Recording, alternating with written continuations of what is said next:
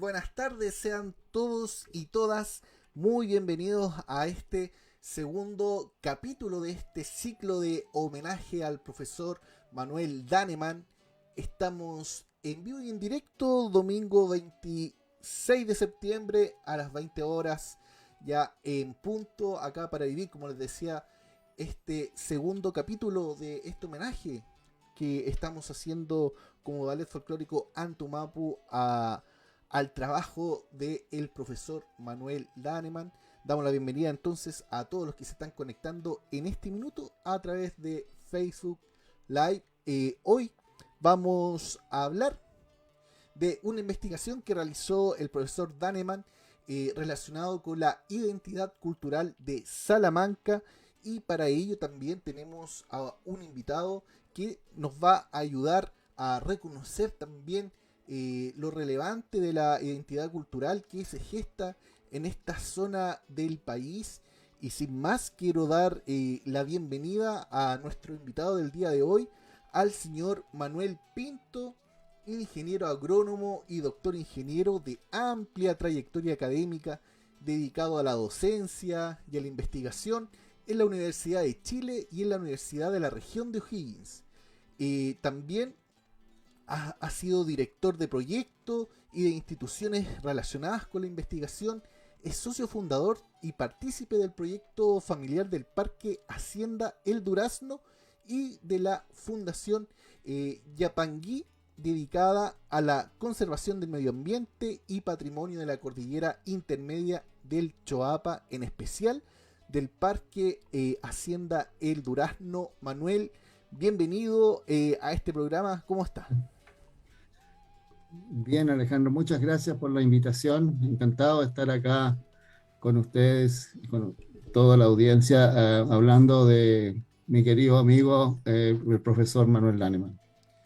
Exacto, Manuel, y para poder interiorizarnos un poco también en quién es el profesor Manuel Daneman, les quiero compartir una breve biografía que la extrajimos del artículo Cultura, Folclore y Tradición, reflexiones en torno a la vida y obra de Manuel Daneman, escrita por Christian Spencer.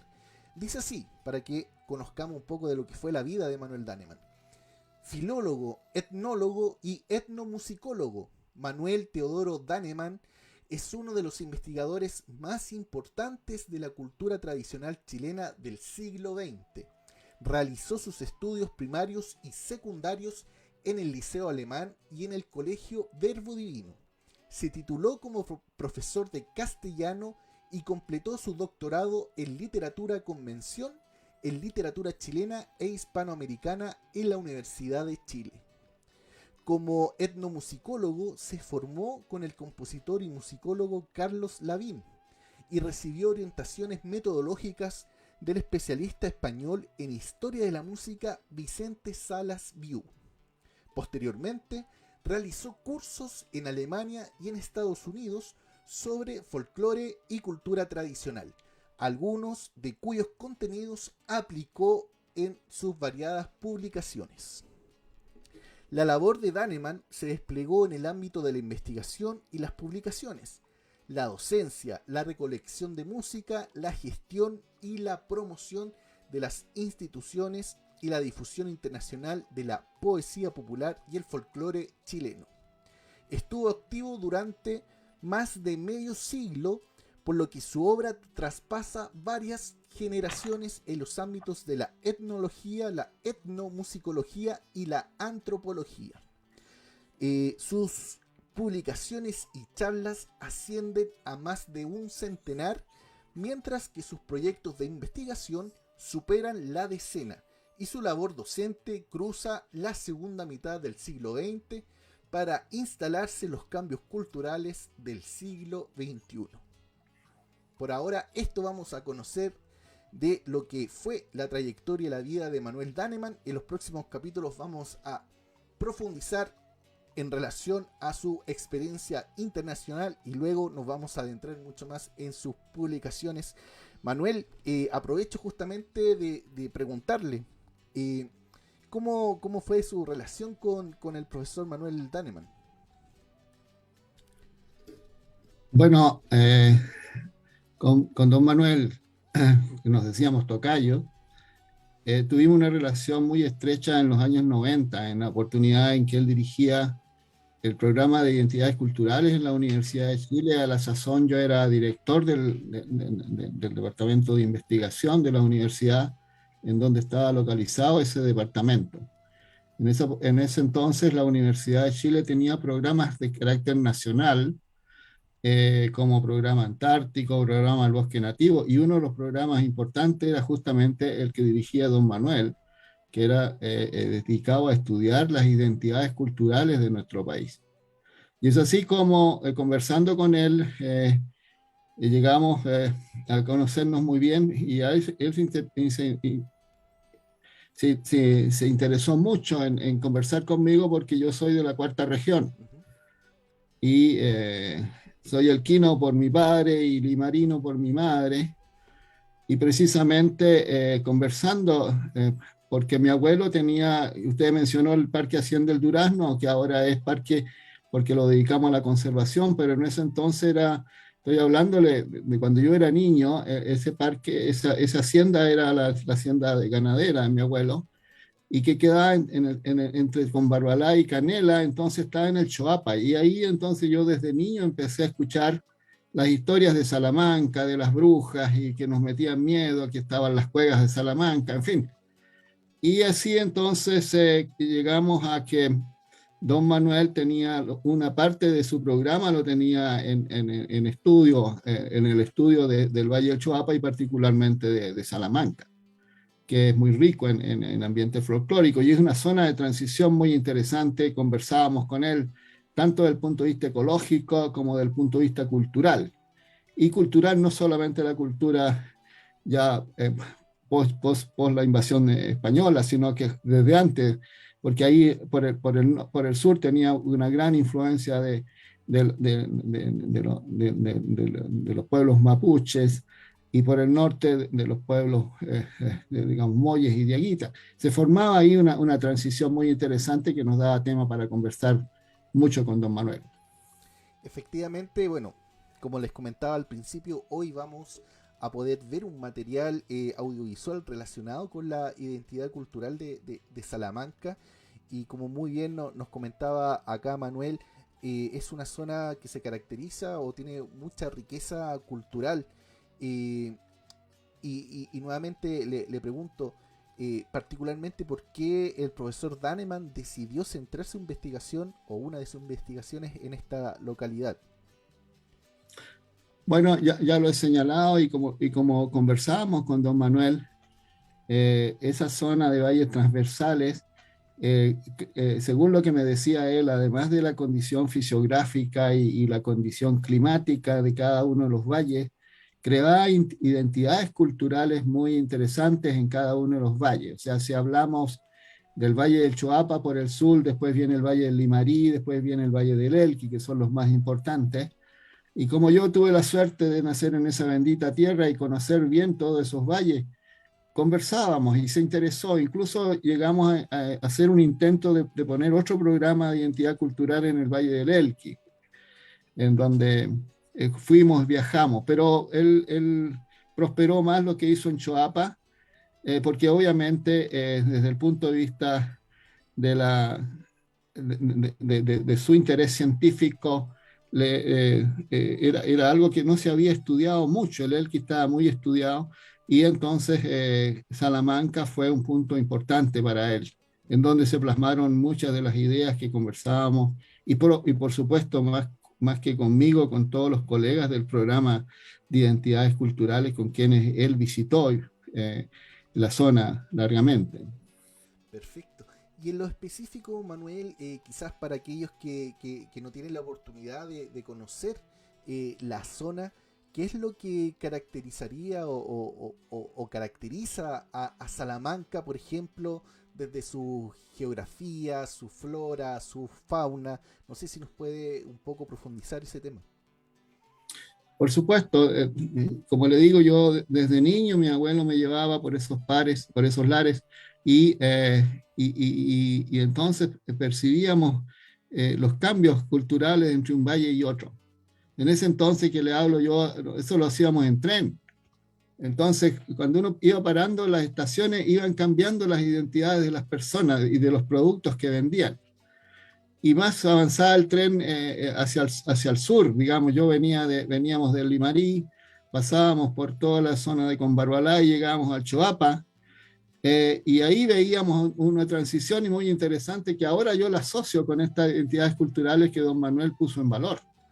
Y en la zona del Choapa encontrábamos una mezcla de guasos de la zona central, en las vestimentas muy fuertes, en la cultura del caballo, pero también estaba la cultura ancestral de los arrieros de transhumancia que pasaban a la cordillera con cabras y que aún siguen haciendo, y también en el aspecto musical y en el aspecto religioso.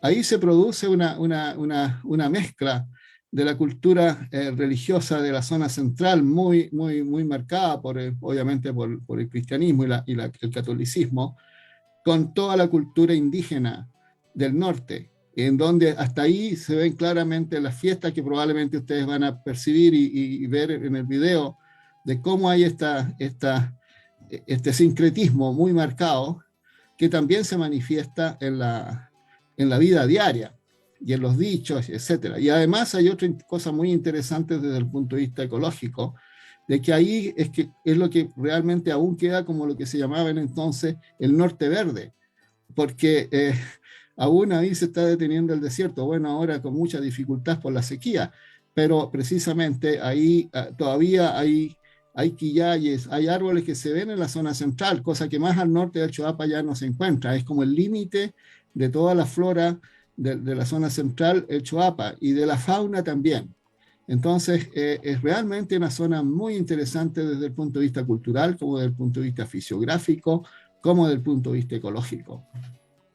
Excelente, y justamente esa riqueza que muestra esta zona, me imagino que fue, como lo decíamos al principio, muy atractivo para que el profesor Daneman pudiese generar su investigación ahí.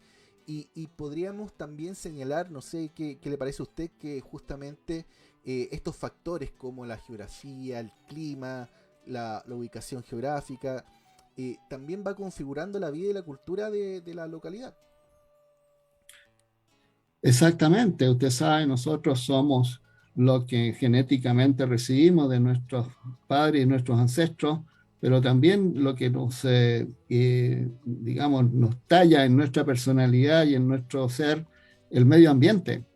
Y como en esa zona aún se vive muy en contacto con el medio ambiente, es obvio que ese medio ambiente ha forjado en la personalidad de las personas un carácter muy particular, cosa que ya se pierde en las ciudades, porque claro, bueno, en la ciudad el medio ambiente artificial de la ciudad también influye en la personalidad de las personas, pero allá en esa zona todavía está el contacto con animales silvestres, con plantas, y se siguen usando y muy relacionado con el pasado, con los ancestros y con historia.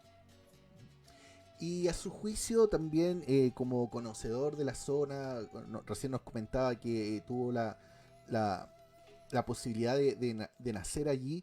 ¿Y cuáles serían a su juicio los aspectos culturales más destacados de esa zona? Mire, como usted bien señalaba recién, el medio, tanto el medio ambiente como también el medio socioeconómico, hace que las personalidades vayan dando origen a manifestaciones de cultura distintas. Y en este caso, en el caso del Choapa, como también lo es en los otros valles, pero marcadamente en el Choapa y en el Limarí, la actividad agrícola, antaño muy marcado por la ganadería y ahora muy marcado por la fruticultura. Y la actividad minera comparten el quehacer, el quehacer y el tiempo de dedicación de muchas de las familias ahí. Entonces, hay algo muy interesante ahí que también yo lo viví en mi familia, es la del padre ausente y la asunción de los abuelos y de la madre en esa familia, que siempre el padre está ausente porque o está en las minas, en donde obviamente no puede llevar la familia, o está transhumante con los animales pasando para la Argentina, cordillera, y por lo tanto el padre aparece de vez en cuando para las fiestas religiosas, y en las fiestas religiosas entonces, y eso marca mucho los nacimientos, van relacionados con los encuentros entre el padre y la familia. Eso es una característica que todavía se da en la zona. Y lo otro es obviamente la actividad combinada entre agricultura y minería, porque cuando está malo el año, las familias se van a las minas, o los padres sobre todo, y cuando está bueno el año, las minas necesitan mano de obra porque Claro. todos vuelven a las cosechas y vuelven a trabajar el campo. Y lo otro importante es que hay una relación muy rica de intercambio. Fíjese que un intercambio este-oeste, porque es la zona más angosta de Chile. Ahí en Salamanca hay 100 kilómetros desde la costa al límite con Argentina. Y eso se da desde las épocas de las culturas antiguas. Entonces el cambio entre lo que era, entre lo que es la cultura de la costa, en términos de alimentación, en términos... había mucho trueque, incluso todavía hay mucho trueque. La gente que vive en la costa lleva al valle, y la valle lleva a la cordillera, incluso de Argentina vienen, y como que no como que no se reconoce mucho la frontera ahí.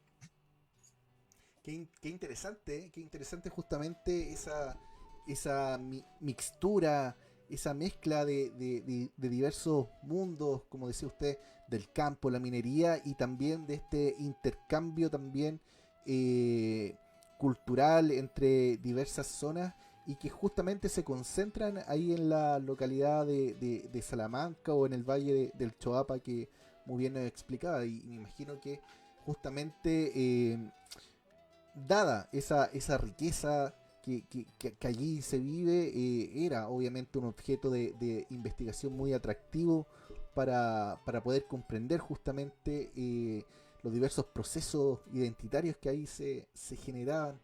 Y Manuel, en síntesis, como también para invitar a nuestros amigos y amigas que están acá atentos a este segundo capítulo de homenaje al profesor Daneman, eh, en un concepto breve, ¿cómo definiría usted esta identidad cultural de Salamanca y también el trabajo del profesor Daneman, que tuvo usted también la oportunidad de conocerlo ahí de primera fuente? Hay un aspecto que también que lo comentábamos con don Manuel, y que viene del dicho que todavía se usa, que entre Tongoy y los Vilos, no sé si lo ha escuchado, Sí, sí, sí, sí. dice que entre Tongoy y los Vilos no hay nada. Claro. Y podemos agregar que entre Huentelauquén, que es donde desemboca desemboque el río Choapa en el mar, y póngale a Santiago, porque si uno viene no hay nada tampoco. O sea, Claro. ahora se encuentran pueblos que están, pero imagínese eso 100, 200 años atrás. O sea, ese sector era mucho más aislado de lo que en ese entonces se encontraban los otros valles, como por ejemplo el Valle del Elqui o el Valle del Limarí, porque tenían conexión vía puerto con el resto del país, o Exacto. el tren. Entonces, se creó una mixtura de culturas que recibían influencias desde el sur y desde el norte, muy particular, y yo creo que eso marcó y influyó mucho en la decisión de don Manuel en dedicarse a, estudiar a fondo eso. Así es que eso es por una parte. Me parece que es una reflexión que nace y que me recuerda algunas de las conversaciones con don Manuel. Y lo otro es que también hay una serie de otros vallecitos chicos que son afluentes del Choapa, que están secos, todos ahora son quebradas, pero que también son zonas aisladas, muy aisladas, y que todavía están aisladas, y eso hace que lleven un desarrollo cultural un poco distinto a la dinámica de los otros valles. Muy bien, entonces, con esta introducción que quisimos entregar, perdón, con Manuel, los queremos dejar invitados a revisar este material audiovisual que va a expresar justamente esta identidad cultural de Salamanca. Los dejamos entonces con este material y a la vuelta vamos a conversar respecto de lo más destacado que pudimos ver y entregar las conclusiones generales de lo que es la identidad cultural de Salamanca con el trabajo de investigación del profesor Manuel Daneman.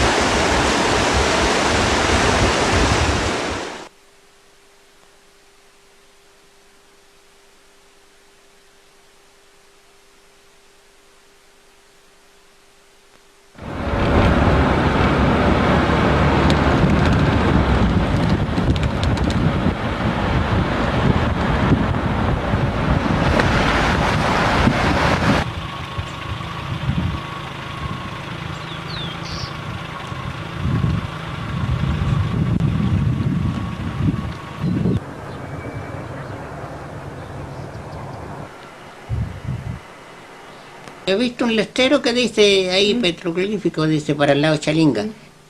Y bueno, esas eran como las escrituras que hacían, como se dice, el idioma de los indios, el tiempo de los indios, todo eso. Porque aquí era tierra de indios, pues digamos de los diaguitas, de toda esa familia ya, digamos, de las tribus que habían. Por ejemplo, Chalinga era un cacique que se llamaba Chalinga.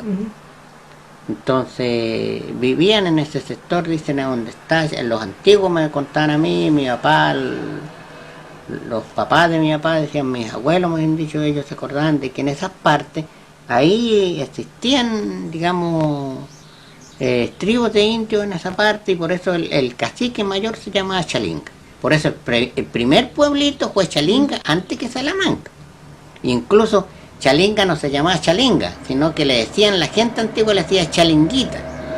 Porque dice que cuando iban a comprar, por ejemplo, de los alrededores, decía, ¿a dónde voy a ir a comprar? Voy a ir a Chalinguita a comprarle. Llamada Chalinguita. Y después ya pasó a Salamanca. Ya se agrandó más, ya vino la población más grande y se hizo el pueblo de Salamanca. Pero el primer pueblo es Chalinga. ¿Y Salamanca? ¿Por qué le pusieron Salamanca? Porque la dueña era de Matilde Salamanca, de una española. Ella no conoció para acá. ¿Nunca vino? Nunca vino para acá. Ella parece que llegó hasta Santiago nomás. Es que ellos siempre compraban por poderes nomás. Por poderes. Y ella compró por poderes a Salamanca. Y después ella donó eso a como le dijera, la cuestión de los hospitales, hacer el bien, de todo. Entonces donó todo eso, fue donando, y ahí se fue formando el pueblo. Incluso los fondos fueron pasando después a la beneficencia, que se llamaba. Porque todo el Chuapat era prácticamente lo había comprado ella. Después pasó al Estado todo eso. Pero como le digo, por eso se llama Salamanca, por Matilde Salamanca. ¿Y en esa época usted sabe a qué se dedicaba la gente de acá o no? No, ese era ganadero. En ese tiempo era muy ganadero y la siembra, pero lo principal era la ganadería. El fondo de los Errázuriz y el fondo de los Catán de aquí de Chillepín. También mandaban el ganado, por eso se trabajaba mucho el ganado, porque eran fondos ganaderos, ¿no? En 68 ya ese fondo lo expropiaron, lo hicieron, como se dice, la Cora, lo tomó la Cora y ya lo expropiaron. Primero vino el tabaco, ya, y la tabacalera decayó y hasta que ¿cómo se llama? Ya empezaron a plantar viña. ¿Cuánto tiempo trabajaron en el tabaco? 18 años. Ya. ¿Y era duro, parece? Sí, el trabajo era muy pesado. Día y noche. ¿Día y noche? Claro. Porque en el día se trabajaba en el terreno, se trabajaba aquí, había enramadas, y se procesaba el tabaco en estos hornos y en la noche había que estar alimentando los fogones para que no bajara la temperatura. Cuéntenos cómo funcionaban estos. Estos hornos funcionaban primero, fueron construidos para cocer el tabaco a parafina, Ya, con estufa parafina. Después fueron transformados a leña. El proceso se hacía con leña y el curado. El curado se llama el proceso de sacar la humedad Ya. a la hoja del tabaco hasta ir secándolo y el proceso duraba más o menos 3 días y 3 noches. ¿Entiendes? Hasta dejarlo seco.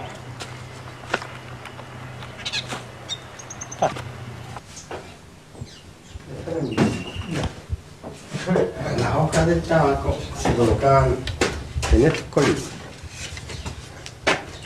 y enseguida se colocaban así, pero el trabajo se empezaba de arriba. Ese era el proceso de llenar el horno. ujú, Después empezaba el fogón. Se rociaba el piso con agua para darle humedad.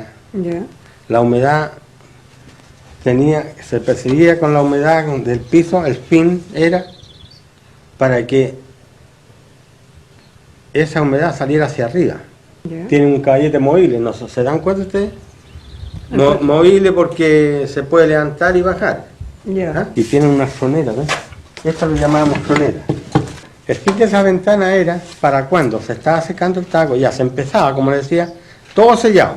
Caballete, tronera, puerta, todo. Y partíamos sacándole la humedad. Partíamos con una temperatura baja de 12 a 18 grados. Entonces, ahí se estaba varias horas hasta que empezaba la humedad por la hoja misma a ponerse suave, ya, ¿ah? Se ablandaba. Se ablandaba, perdía la turgencia. Esa humedad iba saliendo hacia arriba. Pero, para que no se pegara en la hoja, abríamos el caballete, ya, unas 2 o 3 pulgadas. Más unas 2 pulgadas esquinadas, una ventana ahí y la otra allá. y por ahí salía la Entonces, no. ¿no? El fin de la abertura de abajo era para que entrara aire y impulsara la humedad hacia arriba. Ya, Ese era el fin. Y esto pasaba, como le decía, llegaba hasta 70, 75 grados. Con 75 grados se secaba. ya, Pero el proceso era de 3 días, 3 noches, más o menos. Muchos agricultores fueron dejando a un lado ese cultivo porque se trabajaba mucho, era muy grande la inversión, después había que pagar todo eso con la cosecha y a veces no se alcanzaba a pagar. ¿Por qué? Porque las compras eran por calidad y si uno no sacaba calidad, bueno, sencillamente, no lo compré. claro, no lo compraban por mala calidad. Y ahora estas construcciones. No, esa construcción hay que echarlas abajo, no. Ahora hay que pagar, gastar plata y echarlas abajo. Ya.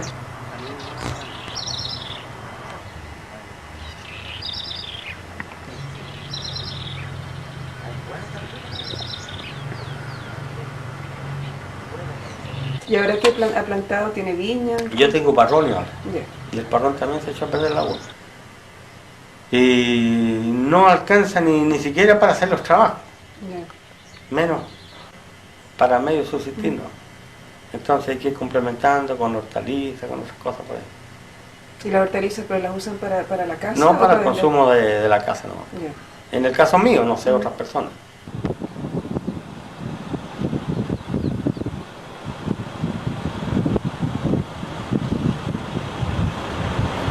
Aquí pongo yo de todo, por la sandía, los melones, los porotos, las cebollas, los tomates, ¿qué otras cosas le voy a...? Choclo. No, eso no me gusta.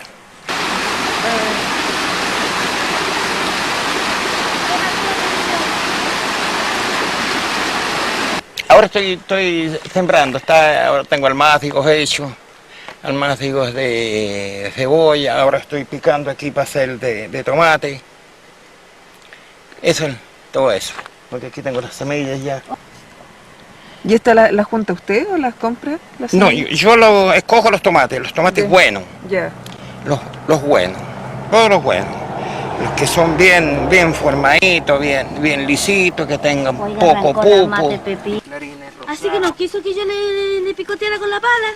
No, pues así no se hace, pues ese trabajo Escucha, tan indecente. una palita así andaría para picar mi sitio yo. Pescamos chortro, le hacemos una ahí, para ir haciendo tiro el terrón. Yo vengo la última vez que vine cuando vine con la señora Estela, ¿no es cierto, don Olivio? Con la estela de esa señora que, ¿no es? La señora Lomero Ávalo. Así. Y después viene otra meca más, que viene a este lado. Ahí, para que no vamos haciendo un montón para allá. Ahí. Oiga, don Olivio, ¿hasta dónde va a llegar con esta cuestión, cambiando de tema? Hasta aquí nomás. ¿Hasta dónde está usted? Sí. Ya. ¿Y después le hace como una canaletita, como una para echar la semilla o la pone al voleo? Al voleo. Al voleo nomás, no en hilera. No. ¿Nunca se ha casado? Sí, pues sí. Aquí conoció, sabe todo el... Sí, ¿no es cierto? Se conoció la final. Pues. Él es viudo. Ah. Ya llevo como 12 años, vivo de allá. Pues. Oiga, En el nombre de Dios. don Olivio, ¿Ah? no he podido conseguir semilla de albahaca. Pero si ni me nada más semilla, oiga. ¿Le van a dar? Sí, ahí la vecina me nombró que me dice que me tiene y no ha llegado con la semilla. Pues. ¿Sabe qué le pasará? Ay, qué rica la albahaca con tomate. ¿No es cierto? Esta es la tierra buena. Para tapar la semilla. Parecía como tierra de hoja. Ya. Es para eso. De ahí el echado abajo también y ahí el revuelto con esa tierra de esta. Ahí sí que me hayan salido bonitos los almácigos. Ya, con esa tierra basta. Esta cosa la dejo para hacer otro almácigo. Almácigos de lechuga, por ejemplo. Por mientras tanto, como por esta noche, voy a ponerle este plástico. Oiga, aquí se pueden hacer almácigos. Claro. Estos son también para el cultivo hidropónico.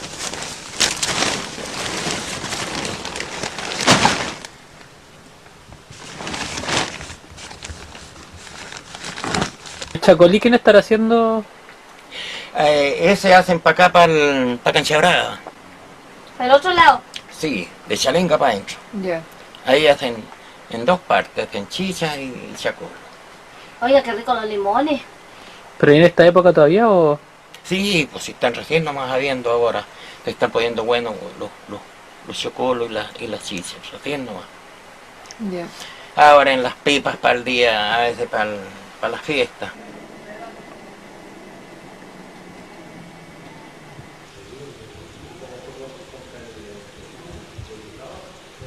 Hasta luego. ¿Quiero los salimos vino?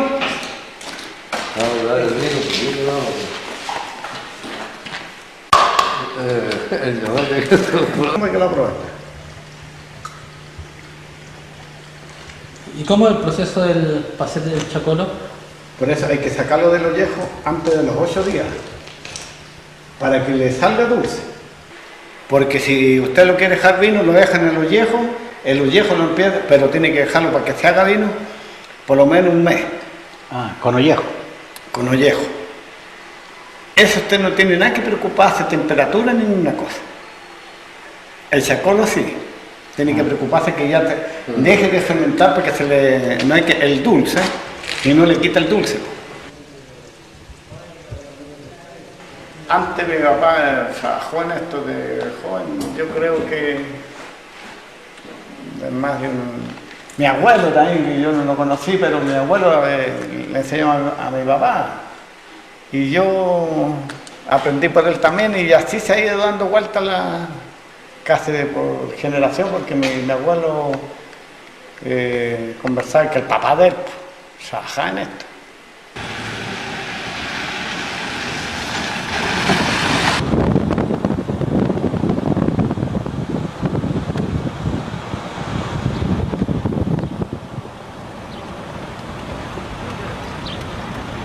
Mejor, en la mañana, ¿qué hora? A las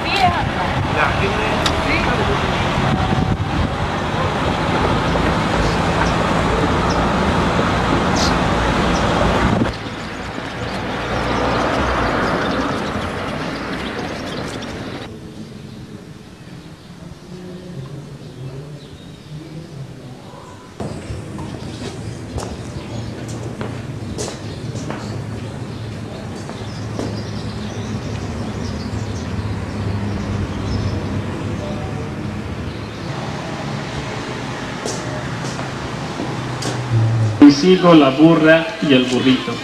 Luego pusieron sobre ellos sus mantos y Jesús se sentó encima. La gente muy numerosa extendía sus mantos por el camino.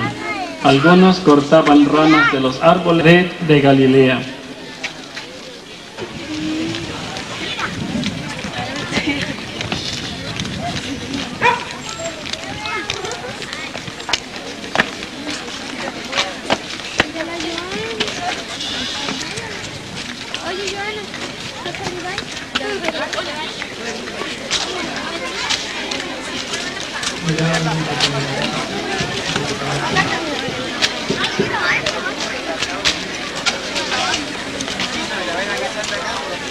Hosanna al Hijo de David. Bendito el que viene en nombre del Señor.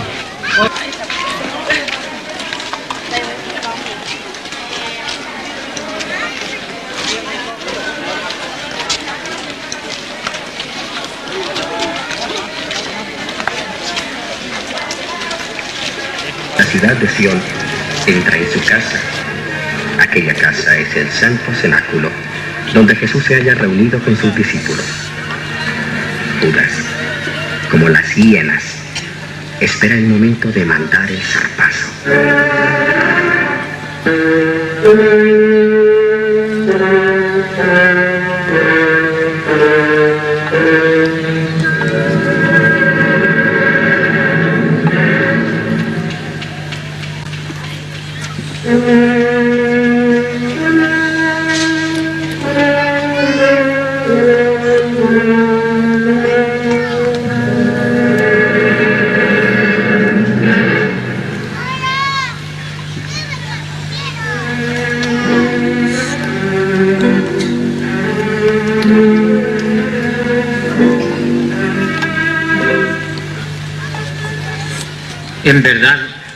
En verdad les digo que uno de ustedes me va a entregar esta noche.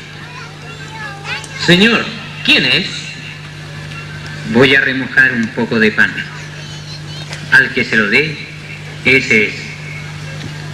Entonces Jesús dio a Judas el pan, y una vez que se lo hubo comido, le dijo: Lo que has de hacer, anda a hacerlo pronto.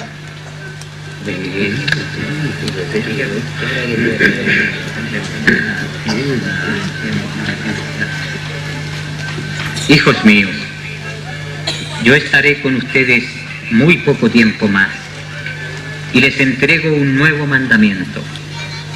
Ámense los unos a los otros como yo los he amado. Así reconocerán todos que ustedes son mis discípulos.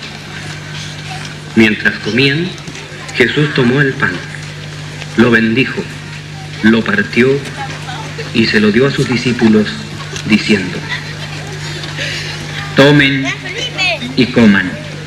Esto es mi cuerpo. Después, tomando una copa de vino y dando gracias, se las dio diciendo: Tomen y beban todos de él, porque este es el cáliz de mi sangre, sangre de la alianza nueva y eterna que será derramada por ustedes y por todos los hombres para el perdón de los pecados. Hagan esto en memoria mía.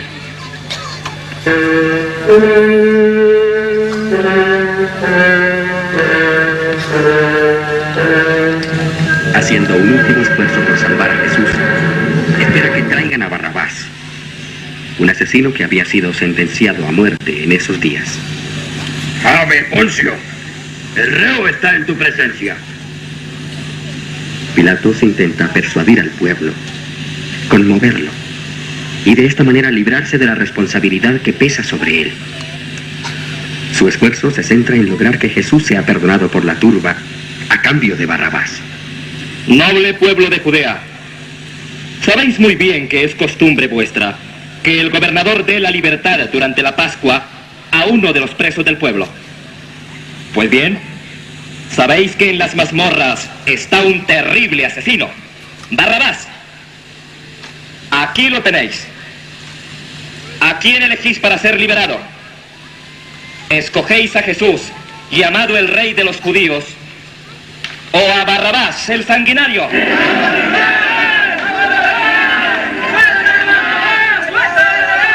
¿Qué haré con Jesús, el llamado rey de los judíos?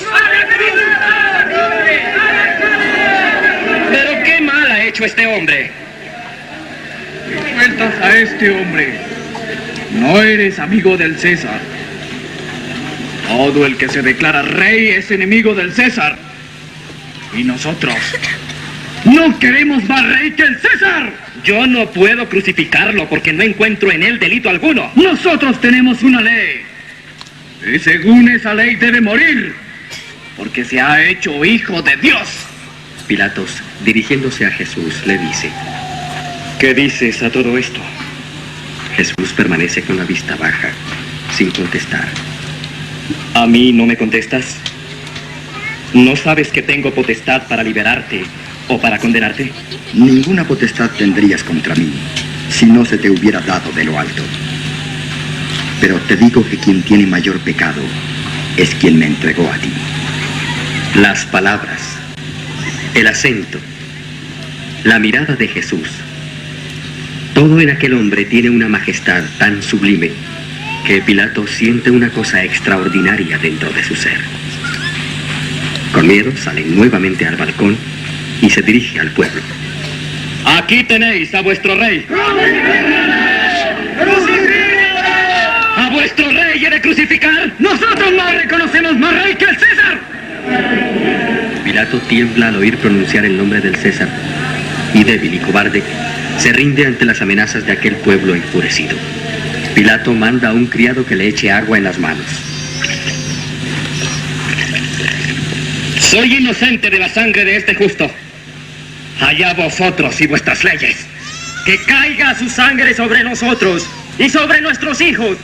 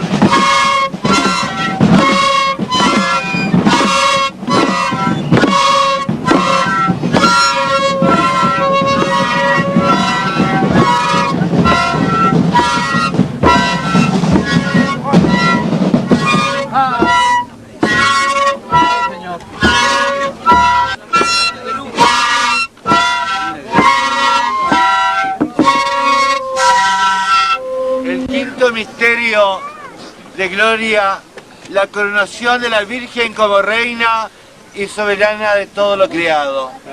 En la cumbre de la montaña recemos con fe este misterio del Rosario a la Virgen por cada uno de ustedes los peregrinos. La sacamos en procesión, la sacamos en procesión a nuestra Madre querida, a que bendiga los campos, a que bendiga los campos y los mande un aguacero. A que bendizca los campos y los mande un aguacero. Le pedimos nuestra madre, le pedimos nuestra madre, y pedimos de corazón al pie de la cruz bendita, al pie de la cruz bendita, la venimos a visitar. Al pie de la cruz bendita la venimos a visitar.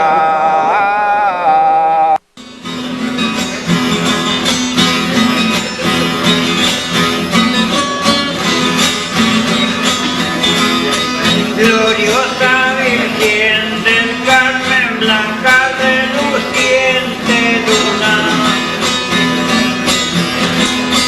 Gloriosa Virgen del Carmen, blanca reluciente luna.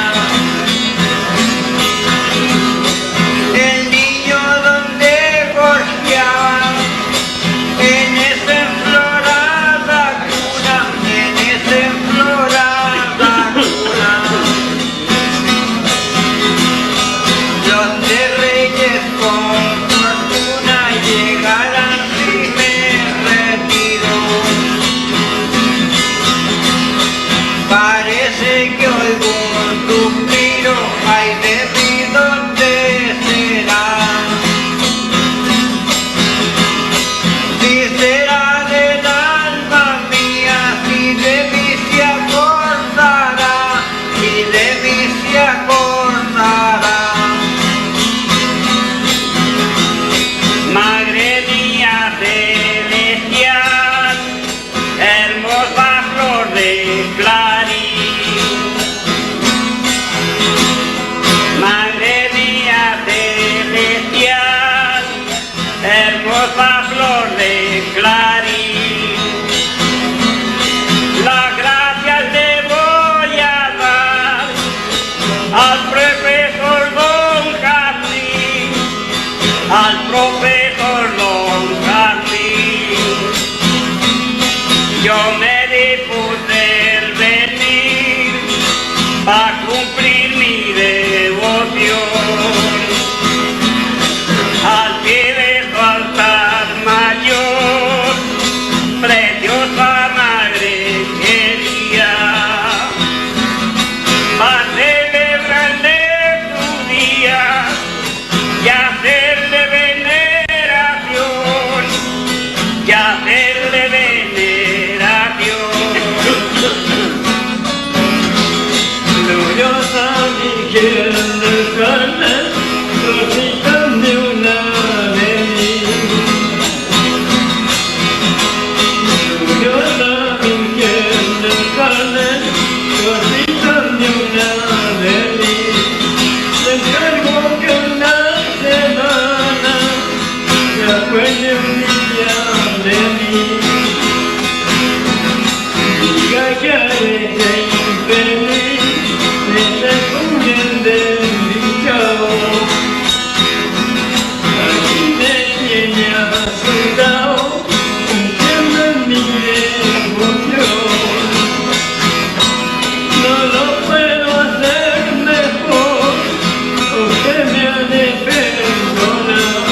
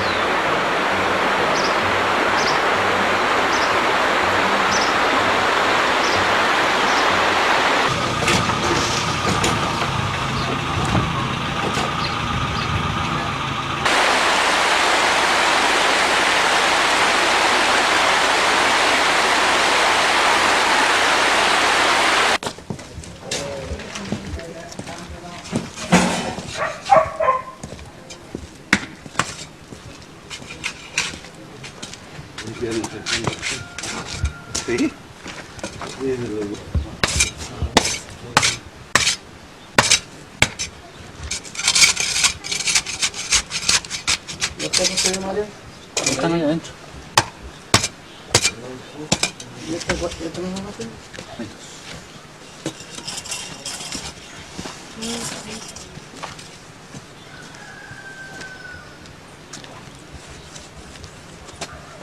Para empezarlo, no voy a quedar sin tejo.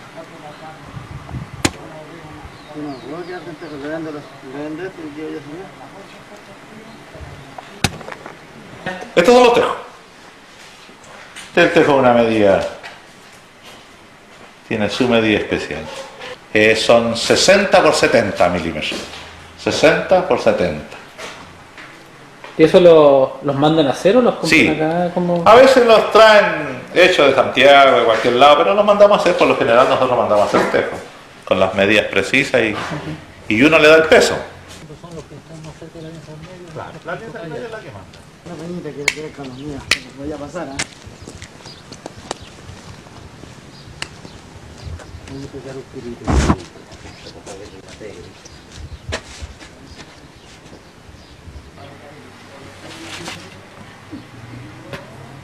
Dale la mía, cariño. El regla del juego se tira de 14 metros del aparatito ahí, todo ahí, hasta la alianza del medio tiene que haber 14 metros exactos. Ya. El cuadro tiene 1 metro adentro. Ya. Y de 0, la parte de arriba tiene que estar de 0 a 20. 0 y llega a 20 la parte alta ya. de arriba. Se juega una pareja por club. Se supone que juegan 2 clubes, una pareja por cada lado. Entonces, el que llega a 12 rayas primero gana esos 2 puntos, esa pareja. Y se juega hasta 10 parejas. En total, un juego de un día. Nosotros tenemos una asociación comunal donde dentro de esa asociación la conforman 8 clubes y de los 8 clubes se hacen 2 competencias al año. Primero se inicia el campeonato de apertura, después tenemos el campeonato oficial. Y cada campeonato consta de 14 fechas. Son 8 clubes, se juega todos contra todos y se juegan los diferentes clubes. Nosotros, por ejemplo, esta cancha es del club municipal. Y tenemos cancha en Panguecillo que está distante como unos 15 kilómetros. Tenemos el Tambo que estamos a 5 o 6 kilómetros de acá. Jorquera que está a unos 10 kilómetros. Y está el Pardo, está Libertad Chalinga, el 12 de octubre, Unión Tránsito y esos son los 8 clubes que están participando en la asociación y en los campeonatos que aquí se organizan.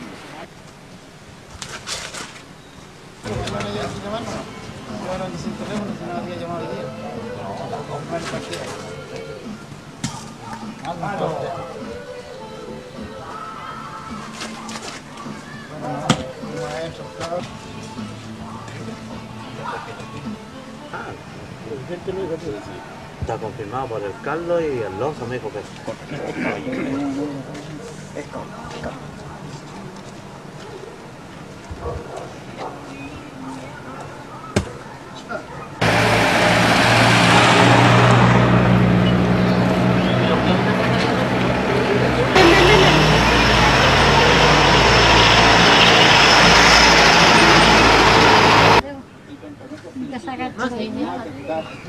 Que al final, viste, te quedaba muy apretado. Claro, pues no se nota tan chico. Más chico, mira.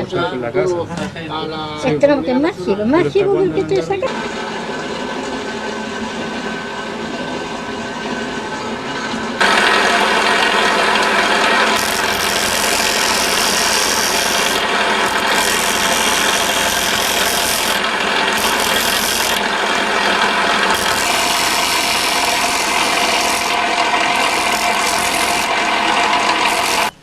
Yo aprendí a trabajar esto con un tío mío que empezó como cerca de 40 años atrás trabajando este tipo de artesanía. Ya.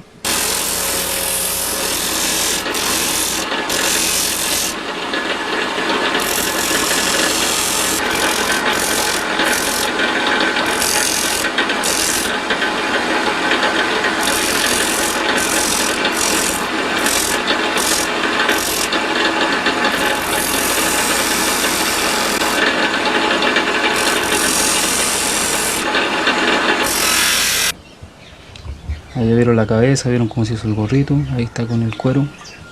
Aquí estaría la escoba de la bruja.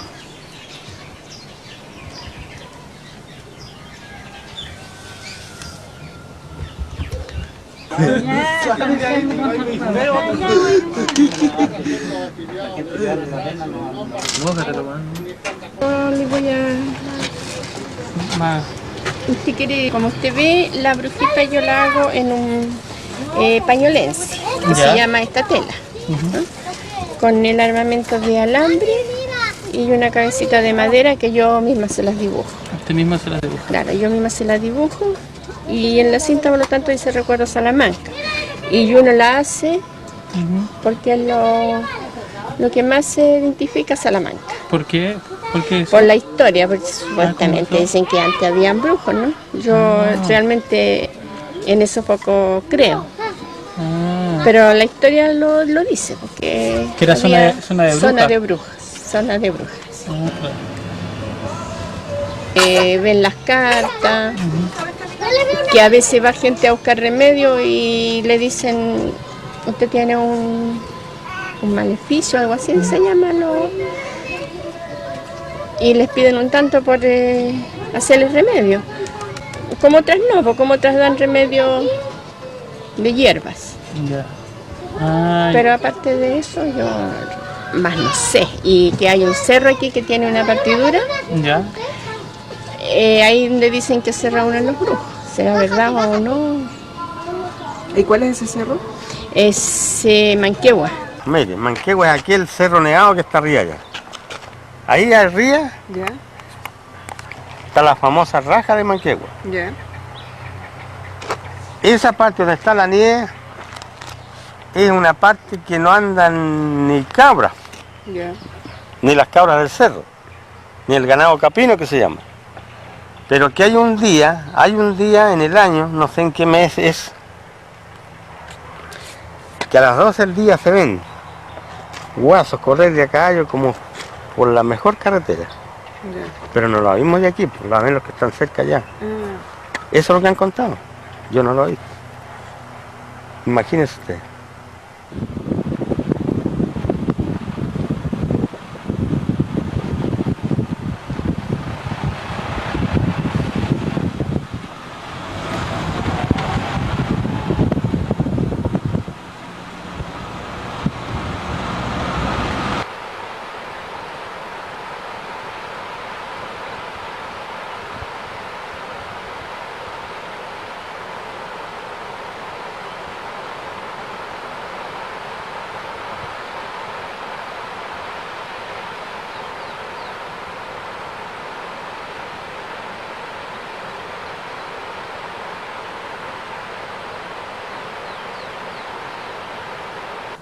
Son historias que vienen de los antiguos, antes que ahí donde vieron usted en la raja ahí, antes contaban que ahí salía una procesión.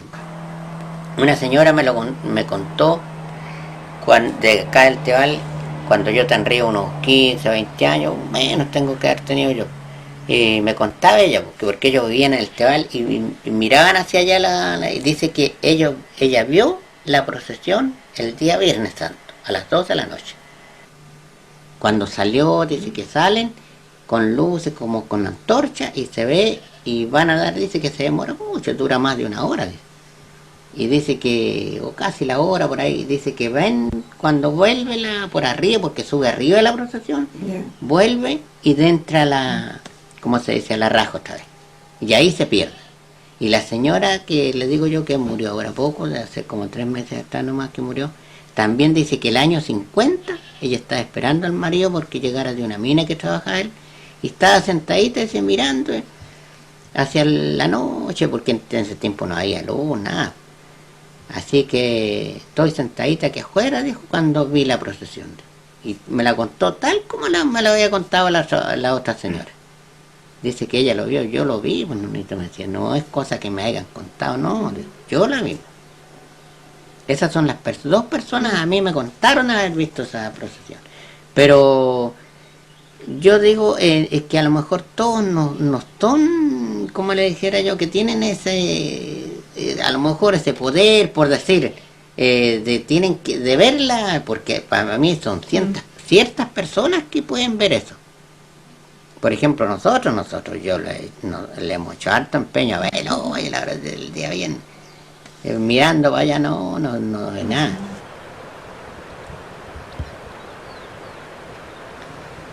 Me gusta decir las cosas como yo las estoy viendo. Apreciamos su hermosura, de lejos lo estamos viendo. La raja de Manquehue, donde habitan las brujitas, salen a volar de noche, montadas en las escoitas. Ahí están las dos cosas que yo le estaba nombrando. Y así no crean ustedes que me estaba sobrepasando. ¿Qué haríamos, mis amigos, si no tuviéramos estas dos cosas? Porque la punta y la raja son cosas muy valiosas. Son cosas de nuestro valle, porque cosas lindas tenemos. Y cuando vengan turistas, la cueva les mostraremos.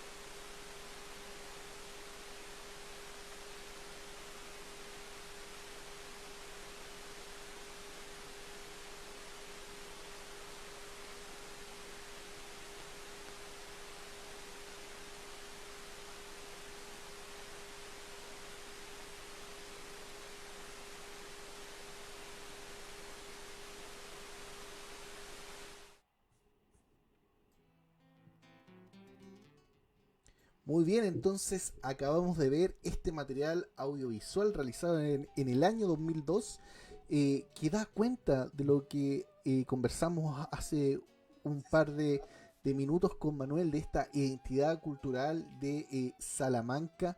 Debo decir que a manera personal encontré que es un material de un tremendo valor cultural, patrimonial, que aunque valga la redundancia, es muy necesario poner en valor, porque rescata tradiciones, rescata vivencias, rescata cultura de una comunidad en particular que hoy es tan necesario también conocer un poco nuestra historia. Manuel, cuéntanos un poco también cuáles son tus impresiones de haber revivido o haber vuelto a ver este material audiovisual. Bueno, precisamente debo agradecer por invitarme a comentar y participar contigo en este programa, porque la verdad es que esto me ha llevado a mi niñez, ya que en el norte chico, en todos los valles y particularmente en Salamanca, estas fiestas religiosas aún se mantienen. Los bailes chinos, de hecho yo fui chino cuando chico, me hacían bailar. El canto a lo divino, el bailarle a la Virgen, que antiguamente seguramente le bailaban a sus deidades, los antepasados nuestros.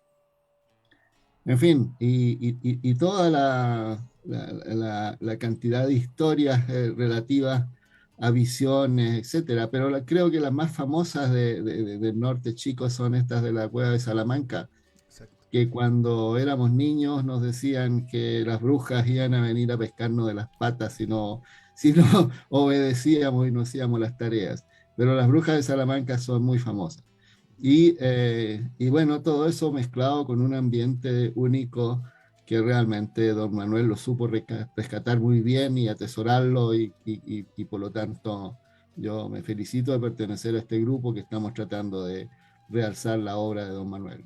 Sí, efectivamente, pudimos ver justamente esta riqueza cultural que tiene esta zona de Salamanca y todo el valle del Choapa. Como decíamos, una presencia indígena a los inicios, ¿cierto?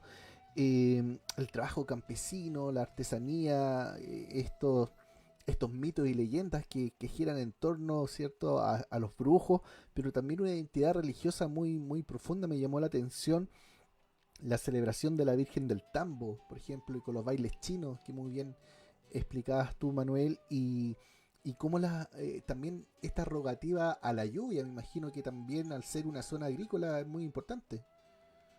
Y se sigue repitiendo, y viene desde muy antiguo, desde incluso de los pueblos originarios. que solicitaban la lluvia tan necesaria en esa zona.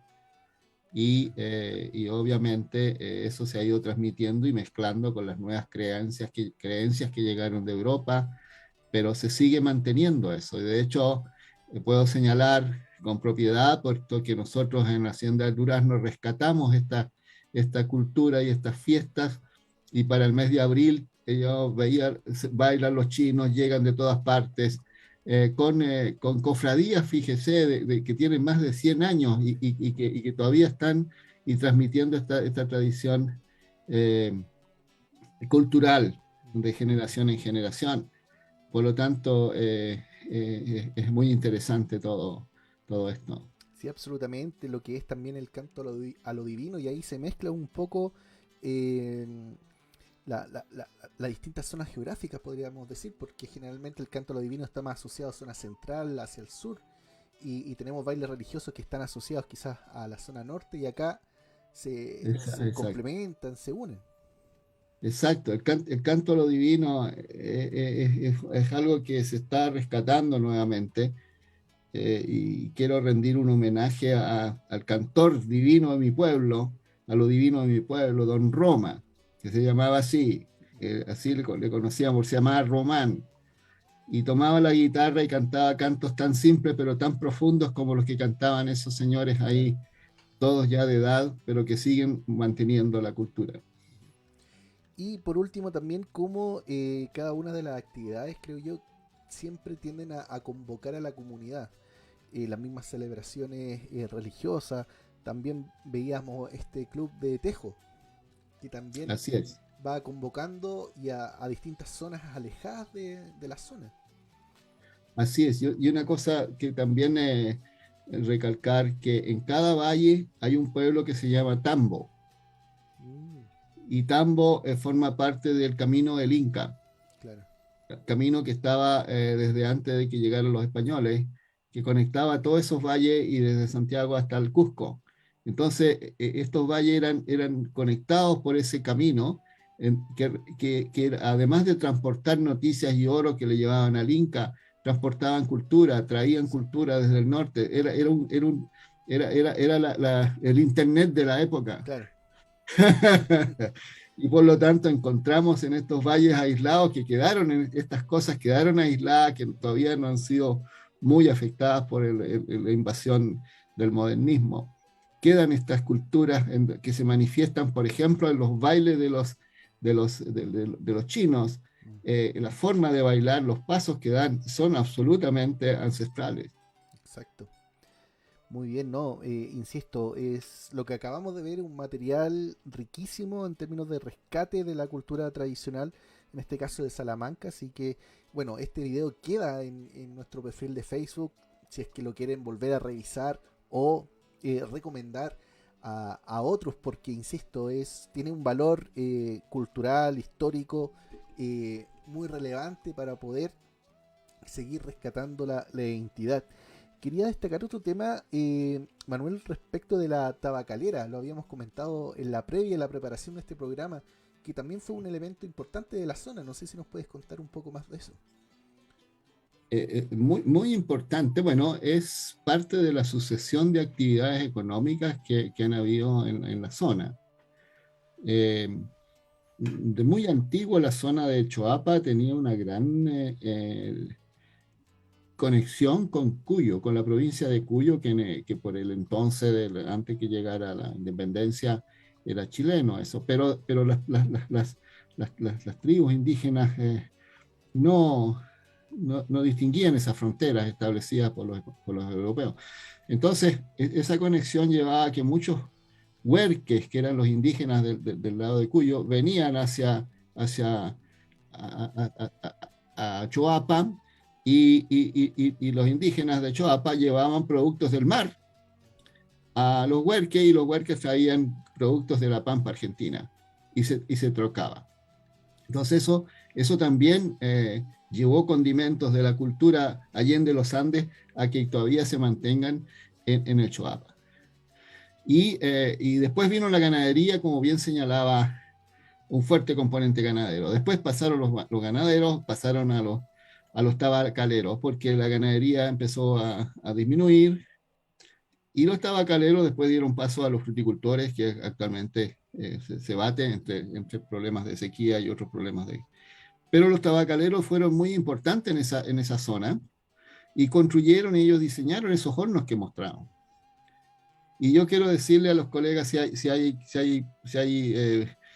auditores que están de la sexta región, que en la sexta región, al lado de Requinua, hay un enclave de Choapa y de Salamanca en particular, que es una historia que la comentamos con don Manuel. Resulta que para la época de fines de los 60 vino una gran sequía, tan grande como la que estamos sufriendo ahora. Y mucha gente de Choapa se vino con ayuda del gobierno de entonces, y se vino a instalar ahí a un sector de cerca de Requinua, a unos 20 kilómetros al sur de Rancagua. Y familias que venían con problemas, de ese cuenta, o sea, en ese entonces hambre, murieron sus animales, todo, y los instalaron acá. Y fundaron un pueblo, ahí le pusieron los Choapinos, porque eran de Choapa. ¿Y sabe lo que hicieron? Ellos trajeron toda esa cultura, porque incluso trajeron la fiesta de la Virgen del Carmen, de la Virgen de Andacoyo, la Virgen de todos los bailes los trajeron, y esas familias se instalaron ahí, eran como 25 familias. Y resulta que ellos, ¿qué es lo que hicieron para vivir? Construyeron hornos tabacaleros y hacían cigarros. Hasta hace poco seguían haciendo cigarros. Entonces, y esos hornos están ahí, son un patrimonio. Así que los auditores, las personas que estén de la sexta región, vayan a los Choapinos y van a ver un pedazo del norte chico y particularmente un pedazo de Salamanca instalados ahí, y todos los apellidos de esas familias que están ahí son apellidos de allá de la zona y mantienen sus lazos con familiares. Entonces, no solamente han creado una cultura ahí los choapinos, sino que la exportaron a la sexta región, a una zona netamente guasa, pero ellos mantienen estos bailes religiosos, mantienen la cultura del tabaco, en fin. Y los hornos están ahí, maravillosos. Excelente, qué buena historia, qué buena anécdota. Y vemos también justamente cómo la cultura se va traspasando, se va compartiendo de distintas zonas a otras, y eso es lo fundamental y el valor que tiene en definitiva la cultura tradicional. Yo le quiero señalar algo, discúlpeme que le ruego un minuto más, pero aquí en la zona central yo me he encontrado, y en el sur incluso de Chile, esas suertes de frazadas o tejidos que ponen a los pies de las camas todo el mundo, o los saltos de cama le llaman choapinos. Choapinos, sí. Sí, bueno, vienen del Choapa porque allá los hacían y lo siguen haciendo, viene de ahí. Ellos lo hacían, entonces también exportaron esta cultura de tejidos más gruesos, que son muy abrigadores para los pies en invierno. Allá en la zona colocan los choapinos, los colocan en los pies de la cama, y por eso se llaman choapinos, porque vienen del Choapa, para que la gente de la zona central y del sur de Chile sepan que desde allá del norte chico viene ese atuendo o esa frazada tan útil en las noches de invierno, y que viene del Choapa. Insisto, entonces, todo el valle del Choapa, entonces, muy rica en cultura, en tradiciones, y que obviamente se ha traspasado casi a todo el territorio nacional.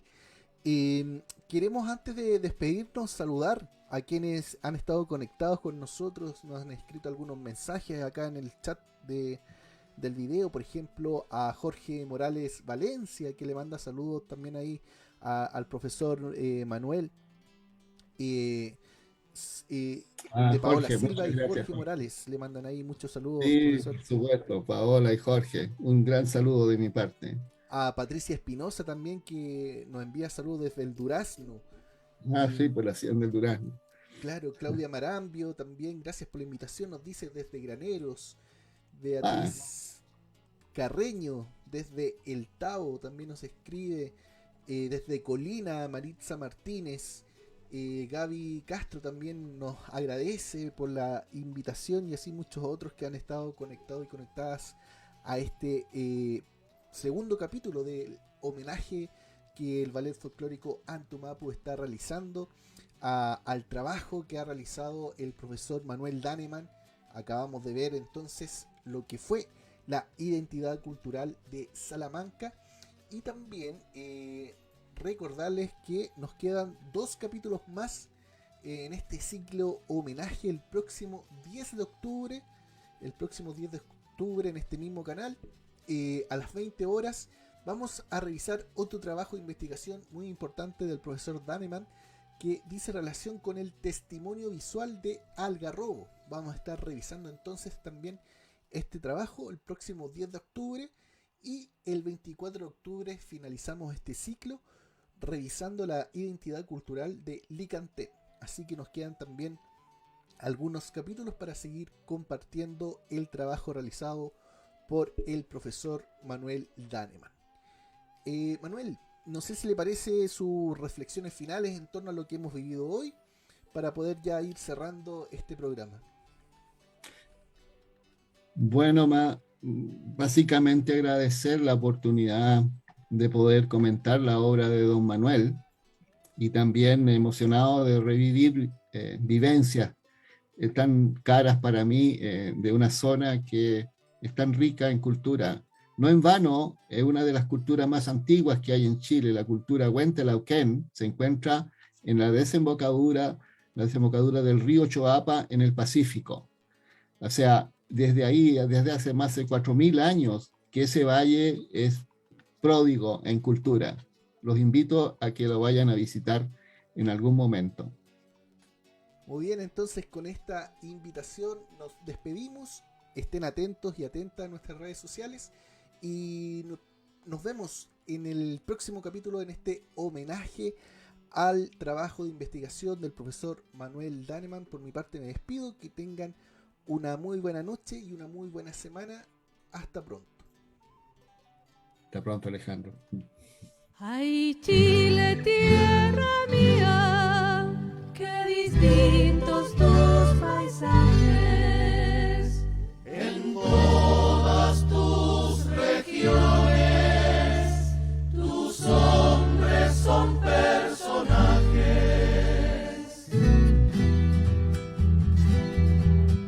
Hombres que trabajan